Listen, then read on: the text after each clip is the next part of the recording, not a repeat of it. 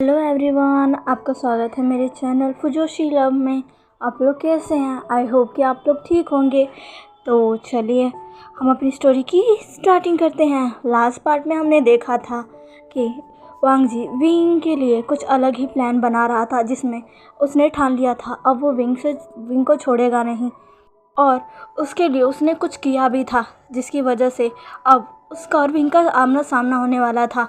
इधर दूसरी तरफ विंग, जो कि मैम को लेकर उसकी डेट पर गया था, उसे तो लग रहा था आज मैम की डेट किसी और के साथ है, उसे बस मैम को वहाँ लेकर जाना है और थोड़े समय उसके साथ रहना है।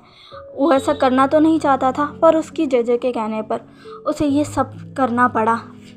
लेकिन जब विंग वहाँ जाता है तो उसे पता चलता है मैम की डेट किसी और के साथ नहीं बल्कि उसी के साथ है। ये सुनकर विंग बहुत ही ज़्यादा शॉक हो जाता है, साथ में बहुत ही ज़्यादा गुस्सा।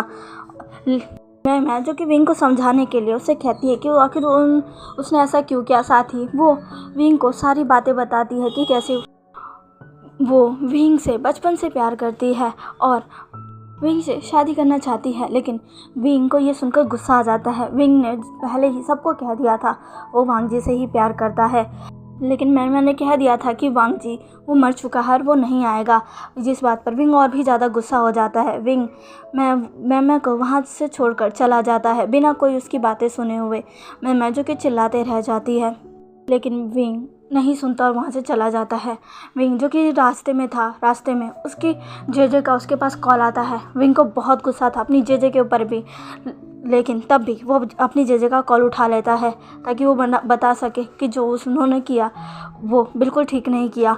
लेकिन वो इससे पहले अपनी जेजे को कुछ कह पाता, याली रोते हुए विंग से कुछ ऐसा कहती है जिससे विंग शॉक हो जाता है। अब आगे विंग जो कि बहुत ही ज़्यादा तेज़ी के साथ ड्राइव कर जा रहा था। वो खुद ही एक पुलिस ऑफिसर था, लेकिन आज वो खुद ही सारे रूल्स तोड़ रहा था और तेज़ी के साथ वो अपनी कार को ड्राइव करते हुए एक जगह आकर रुकता है। वो एक हॉस्पिटल के सामने आकर रुकता है और तुरंत ही जल्दी कार से निकलकर उस हॉस्पिटल के अंदर भाग जाता है। विंग जल्दी से भागते हुए उसी जगह आता है जहाँ वो हमेशा ही एक पर्सन से मिलने आया करता था, लेकिन आज वहाँ पर कुछ अलग ही था। वहाँ का सीन कुछ अलग था। वहाँ पर वो पर्सन नहीं बल्कि कोई और ही था जिसकी हालत बुरी थी। वह कोई और नहीं बल्कि जिन जोशन था, और उसके बगल में ही यानली थी जो कि बहुत रो रही थी अपने पति की ऐसी हालत देखकर। जिन जोशन जिसको बहुत ही ज़्यादा चोट लगी थी, उसे देखकर साफ साफ दिख रहा था किसी ने उसके ऊपर बहुत बुरी तरीके से वार किया है। जिन जोशन के सर पर बहुत गहरा चोट है, उसके शरीर पर भी चोटों के निशान हैं। विंग जो कि तुरंत वहाँ आता है और कहता है जीजे। यहाँ लीजिए कि विंग को देखती है और सीधा उसके गले लग जाती है। कहती है विंग विंग देखो देखो ये क्या हो गया विंग विंग। तभी विंग अपनी जीजे को संभालता है, उन्हें कंसोल करता, कहता है जीजे शांत हो जाइए शांत हो जाइए। विंग यानली को शांत करते हुए जिन जोशन के पास आता है, कहता है जोशन ये कैसे हुआ तुम्हारी ये हालत, और वो कहाँ है जोशन।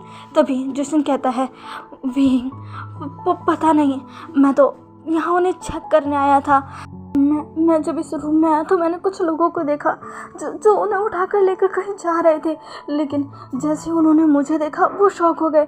मैं समझ गया कि वो उन लोगों के इरादे कुछ ठीक नहीं है। मैं उन्हें रोकने गया लेकिन वो मुझ पर वार करने लग गए। मैंने खुद को डिफेंस किया, लेकिन अचानक से किसी ने मेरे सिर पर वार कर दिया और मैं बेहोश हो गया। विंग जब ये सुनता है तो बिल्कुल शॉक हो जाता है, साथ में डर भी जाता है कि कौन वो होगा जो उसके डैड को वहाँ से ले गया। विंग कहता है कि क्या हो गया, वो कौन थे, और वो अचानक से इन्हें कैसे लेकर जा सकते हैं। तभी विंग कहता है जोशन जोशन ये याद करके बताओ कि क्या तुम उनमें से किसी को पहचानते हो कि कौन थे वो लोग, क्या तुम्हें उनका चेहरा याद है। तभी जोशन कहता है नहीं विंग, उन्होंने अपने मुंह पर मास्क पहना हुआ था, इसलिए मैं उनमें से किसी का चेहरा नहीं देख पाया। विंग जो कि ये सुनकर और भी ज़्यादा डर जाता है। वो क्या करे, वो बिल्कुल कुछ समझ नहीं पा रहा था। तभी विंग के फ़ोन पर कॉल आने लगता है। विंग जो कि इतना ज़्यादा फ्रस्ट्रेट था कि वो उस कॉल को पिक नहीं करता है, लेकिन बार बार उस पर कॉल आ रहा था, इसलिए विंग गुस्से में उस कॉल को उठाता और कहता है हेलो कौन है। तभी दूसरे तरफ से आवाज़ आती है, वही जिसे तुम ढूंढ रहे हो। विंग ये सुनकर थोड़ा शॉक हो जाता है, अपनी जगह पर स्टिफ खड़ा हो जाता है। विंग कहता है कौन हो तुम? तभी दूसरी तरफ से आवाज़ आती है, वही जिसने तुम्हारे डैड को अपने पास रखा है। विंग ये सुनकर शॉक हो जाता है और कहता है मेरे डैड को तुमने वो सब किया है? तभी दूसरी तरफ वाला पर्सन कहता है हाँ मैंने किया है। विंग कहता है मैं तुम्हें छोड़ूंगा नहीं, तुम्हारी हिम्मत कैसे हुई? हाँ आखिर तुमने ऐसा क्यों किया?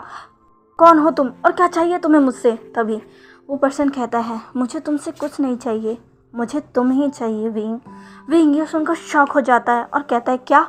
तभी वो दूसरी तरफ वाला पर्सन कहता है हाँ मुझे तुम चाहिए।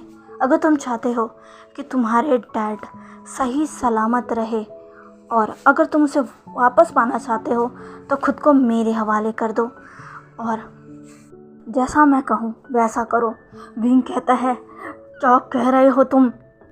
क्या तुम मुझे जानते नहीं कि मैं कौन हूँ? तभी वो दूसरी तरफ वाला पर्सन हंसते हुए बोलता है हाँ बहुत अच्छे से जानता हूँ, यहाँ का सबसे महान ग्रेट ऑफिसर जो अपना काम इतने ज़्यादा अच्छे से करता है।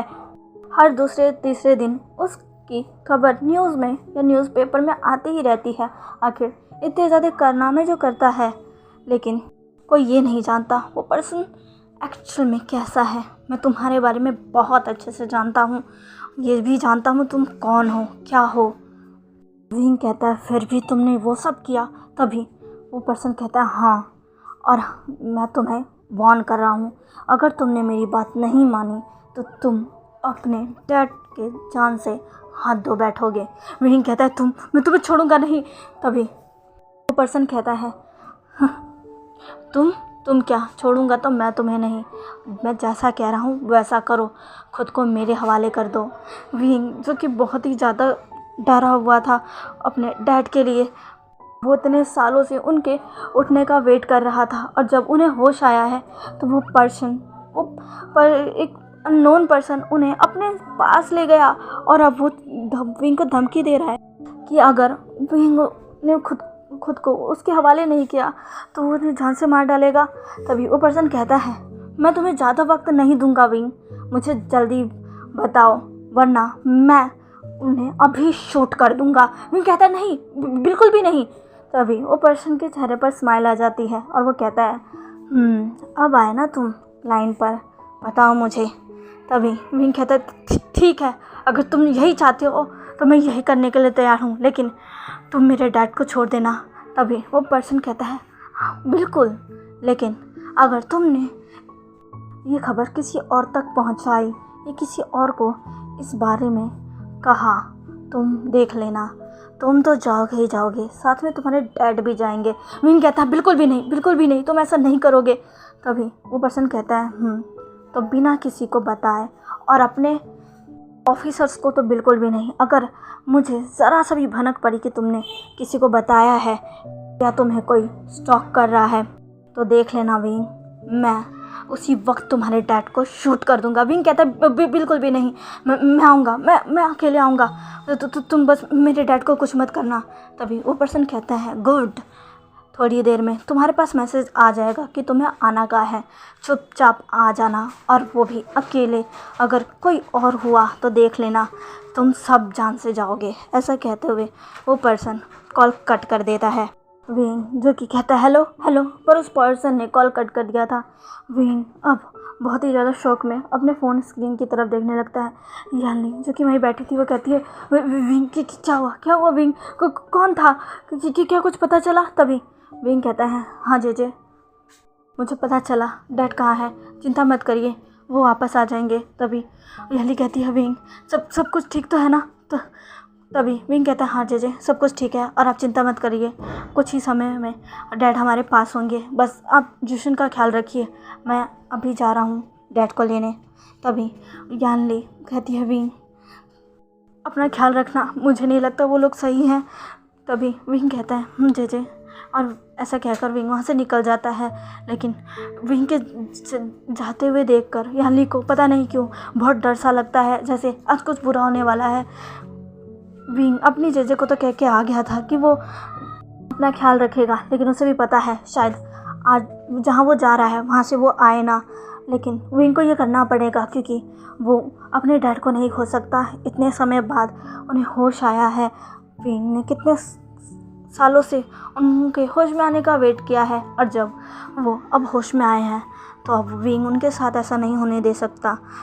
यही सोचकर विंग फाइनली उस जगह के लिए निकल चुका था। यानली जो कि बहुत ही ज़्यादा चिंता कर रही थी, उसको जिशन कहता है चिंता मत करो यानली, तुम जानती हो ना तुम्हारा भाई कैसा है, वो एक पुलिस ऑफिसर है और भूलो मत उसके साथ उसकी पूरी टीम है, देख लेना वो उन्हें वापस लेकर आएगा। तभी यानली कहती है हाँ पर मुझे बहुत डर लग रहा है जिशन। जिशन कहता है कुछ नहीं होगा यानली, और ऐसा कहते हुए वो यानली के हाथों पर हाथ रखता है। तभी जिशन कहता है पर मैं कहाँ है, मैं क्या है यानली। यानली जैसे अब याद आता है हाँ आज तो विंग और मैं की डेट थी, वो डेट पे क्या हुआ। तभी यानली कहती है मैं उसे भी कॉल करती हूँ। अब यानली को मैं की भी फिक्र होने लग गई थी कि अगर वो दोनों साथ थे तो विंग मैं को अपने साथ क्यों नहीं लेके आया। वो उन दोनों की तो आज डेट थी ना, क्या डेट पर सब कुछ सही हुआ कि नहीं। बीच में ये खबर आ गई कहीं मैंने विंग से जो वो कहने वाली थी वो कह नहीं पाई, क्या यही हुआ। लेकिन मैम कहाँ है, यही सोचकर यानली मैम को कॉल करती है लेकिन मैम कॉल उठाती ही नहीं है। अब यानली को मैम की भी फिक्र होने लग गई थी। इधर दूसरी तरफ विंग जो कि अब फाइनली उस जगह पहुंच गया था जहां उसे आना था। वो एक अलग ही जगह थी, एक हाउस जो कि जंगल के बीचों बीच था। विंग उसे देख रहा था। विंग अपनी कार से उतरता है लेकिन तभी उसके सर पर दो लोग अपनी बंदूक तान देते हैं। विंग जो कि उन दोनों को देखता है पर वो कुछ नहीं कहता। तभी एक पर्सन आता है और विंग को चेक करने लगता है। विंग के पास जो गन थी वो उसे ले लेता है और फिर विंग के हाथों को बांध देता है और कहता है चलो। विंग जो कि चुपचाप उनकी बात मान रहा था क्योंकि उसे पता था अभी उसने कुछ भी किया उसका एक गलत स्टेप उसके डैड की जान ले लेगा, इसीलिए वो चुपचाप उसकी बातें मान रहा था क्योंकि वो शख्स से भी मिलना चाहता था जिसने ये सब किया। आखिर विंग देखे तो वो शख्स है कौन और वो ऐसे क्यों कर रहा है, आखिर क्या बिगाड़ा है विंग ने उसका। यही सब सोचकर विंग अब आगे बढ़ रहा था। वो पर्सन विंग को अब उस घर के अंदर लेकर जाता है और फिर उस रूम की तरफ जहाँ पर अभी एक डार्कनेस सी छाई हुई थी। वो पर्सन विंग को उस रूम के अंदर लेकर जाता है और रूम के अंदर ले जाकर वो विंग के हाथों को खोल देता है और फिर कहता है कोई भी गलती की तो देख लेना यहीं शूट कर दिए जाओगे।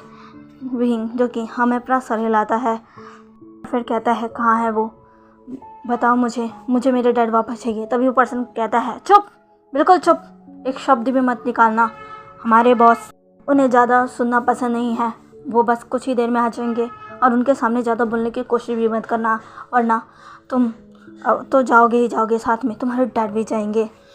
विंग जो कि ये सुनता है, विंग को अब गुस्सा आने लगता है ये पर्सन कौन है, विंग ने उसका बिगाड़ा क्या है जो वो विंग के पीछे पड़ चुका है। विंग को सच लिटरली बहुत गुस्सा आ रहा था, बहुत ही ज़्यादा। वो सोच रहा था बस एक बार मैं देखूं कि आखिर वो पर्सन है कौन, मैं उसे छोड़ूंगा नहीं, बिल्कुल भी नहीं। विंग जो कि एक अच्छा ऑफिसर है, वो कोई कच्चा खिलाड़ी नहीं है, उसने बहुत से क्रिमिनल को हैंडल किया है। विंग उसके पास अपने कुछ अलग ही ट्रिक्स हैं। विंग जिसने ठान लिया था एक बार बस उस पर्सन को देख ले, विंग उसे छोड़ेगा नहीं, चाहे उसके लिए उसे कुछ भी करना पड़े, लेकिन उससे पहले वो अपने डैड की जान बचाएगा। इधर दूसरी तरफ विंग के डैड वो बेहोश थे लेकिन अब उनको होश आने लग गया था और उनके आगे जो दो गार्ड्स खड़े थे वो आपस में कुछ बातें कर रहे थे। विंग के डैड होश में आ गए थे और वो चारों तरफ देख रहे थे।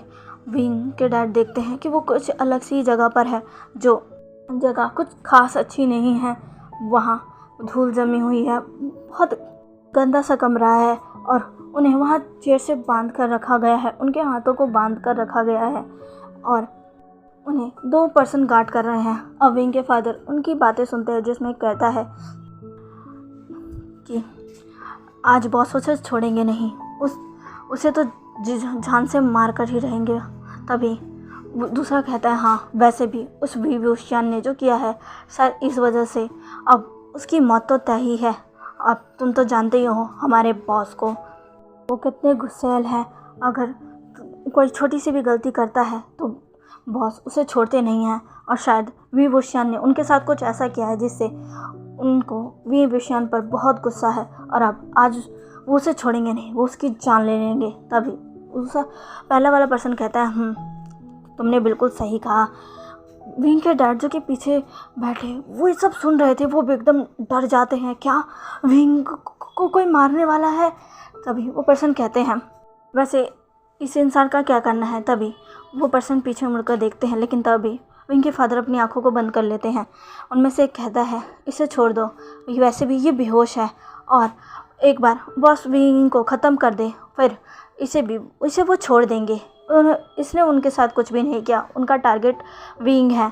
बॉस किसी ऐसे इंसान के साथ कुछ नहीं करते जिनसे उनका लेना देना नहीं है, उनका लेना देना शायद विंग से ही है और वो सिर्फ विंग को ख़त्म करेंगे फिर वो उन्हें छोड़ देंगे। तभी दूसरा पर्सन कहता है वैसे ये बेहोश है और मुझे नहीं लगता कि अभी और काफ़ी देर तक होश में आएगा, क्यों ना हम थोड़ा बाहर चले। पर्सन कहता है पर अगर इसे होश आ गया तो। तभी वो पर्सन कहता है क्या कह रहे हो, हम कितने समय से यहाँ हैं, वैसे भी भूलो मत शायद इसे जो दवा दी गई है वो बहुत स्ट्रांग है, इसीलिए वो अभी तक नहीं उठा है, क्यों ना हम थोड़ा बाहर चले, कुछ समय बाद हम यहाँ आ जाएंगे। वो पर्सन कहता है पर बॉस को पता चला तो। तभी पर्सन कहता है अरे बॉस को कोई फ़र्क नहीं पड़ेगा इस पर्सन से, वैसे भी उसे इससे नहीं विंग से काम है, चलो थोड़ी देर बाहर चलते हैं, मैं यहाँ खड़ा रहकर थक गया हूँ। बाहर थोड़ा चलकर थोड़ी ताज़ी हवा लेकर आते हैं, थोड़ा पानी वानी पी कर आते हैं।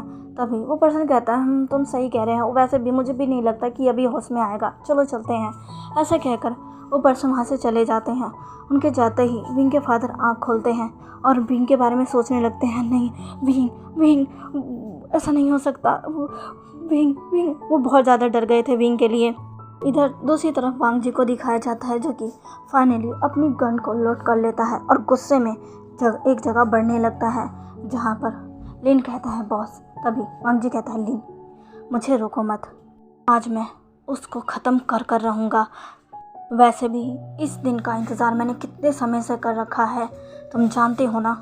तभी लिन कहता है लेकिन मैं ये कहूँगा कि जो आप कर रहे हैं उसके बारे में एक बार और सोच लीजिए, कहीं कुछ गलत ना हो जाए।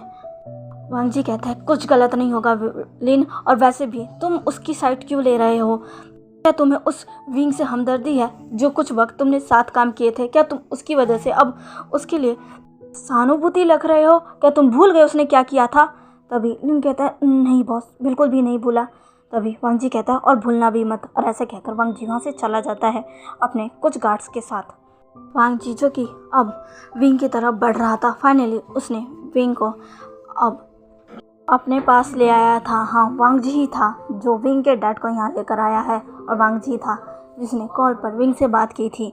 विंग इधर दूसरी तरफ बस उस इंसान के बारे में सोच रहा है जिससे उसने कॉल पर बात की है। विंग को पता नहीं क्यों वो आवाज़ बहुत ही जानी पहचानी सी लग रही थी, जैसे वो इस आवाज़ को जानता हो, लेकिन तब भी विंग यही सोचता है कि आखिर वो कौन हो सकता है। तभी वहाँ पर कुछ कदमों की आहट आने लगती है। विंग जो कि ये सुनकर अपनी जगह पर रुक गया था, वो जो रूम में इधर उधर चल रहा था वो अब एक जगह पर स्टॉप हो गया था। तभी वहाँ पर कुछ कदमों की आहट आती है और फाइनली एक शख्स अपने 2 गार्ड के साथ रूम में एंटर करता है और कहता है फाइनली आखिरकार तुम मेरे सामने हो वी बुशियान। विंग जो अपने सामने इस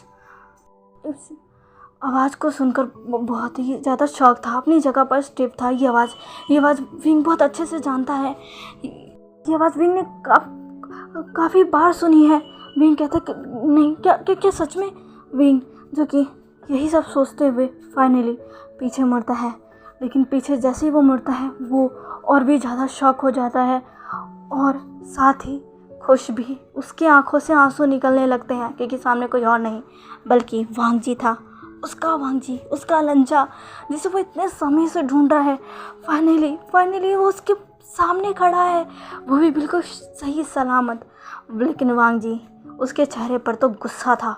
विंग को आज अपने सामने देखकर उसने जो अपने हाथों में गन ली हुई थी उस पर अपनी ग्रिप और ज़्यादा टाइट कर लेता है और कहता है फाइनली तुम मुझे मिल गए। लेकिन इससे पहले वांग जी कुछ और कहता, वो शॉक हो गया था, पूरी तरीके से शॉक, क्योंकि विंग ने सडनली उसे बहुत ही ज़्यादा कसकर हक कर लिया था। वांग जी ये देखकर और भी ज़्यादा शॉक था। वांग जी जो कि अपनी जगह पर शॉक खड़ा रह गया था, और इधर दूसरी तरफ विंग जो कि वांग जी को बहुत ही कसकर हक कर कर रोने लग गया था और कहने लगा था, लंजा लंजा लंजा तुम ठीक हो, लंजा तुम ठीक हो, मुझे मुझे यकीन था मेरा लंजा ठीक है, वो मुझे छोड़कर नहीं गया है, लंजा तो तुम ठीक हो, मुझे ये देख बहुत खुशी। लंजा तुम कहाँ थे लंजा, मैंने तुम्हें कितना ढूंढा लंजा, कहाँ थे तुम इतने सालों तक कहाँ थे, तुम्हें पता भी है तुम्हारे बगैर मेरी हालत कैसी हो गई थी। लंजा तुम कहाँ पर थे, तुम मुझे छोड़ कर क्यों गए थे, और तुम वापस क्यों नहीं आए लंजा लंजा लंजा। ऐसे कहकर विंग रो रहा था और वांग जी अपनी जगह पर शॉक खड़ा हुआ था। विंग अब वांग जी से थोड़ा दूर होता है और उसके चेहरे को अपने हाथ में ले लेता है और कहता है, तुम बिल्कुल ठीक हो, मुझे माफ़ कर दो, मैं तुम्हें बचाने में लंजा। ऐसे कहकर विंग वांग जी के पूरे फेस पर किस करने लग जाता है, और जिससे वांग जी और भी ज़्यादा शॉक हो जाता है। विंग वांग जी के पूरे फेस पर किस करता है और कहता है, तुम ठीक हो लंजा, मेरा लंजा बिल्कुल ठीक है, मैं सबसे कहता था मेरे लंजा को कुछ नहीं हुआ, देखो मेरा दिल जो कहता था वो सच है, तुम्हें कुछ नहीं हुआ लंजा, तुम्हें कुछ नहीं हुआ। विंग की आंखों में आंसू थे, वो रो रहा था, लिटरली रो रहा था। लेकिन वांग जी वो फाइनली अपने होश में आ चुका था और उसने विंग को एक बहुत ही तेज फोर्स के साथ खुद से दूर किया और विंग को सीधा धक्का दे दिया, जिससे विंग वांग जी से दूर हटकर गिरा। विंग ये देखकर शॉक था और वो वांग जी की तरफ देख रहा था, जिसके चेहरे पर सिर्फ गुस्सा नज़र आ रहा था, सिर्फ गुस्सा, और वो भी विंग के लिए।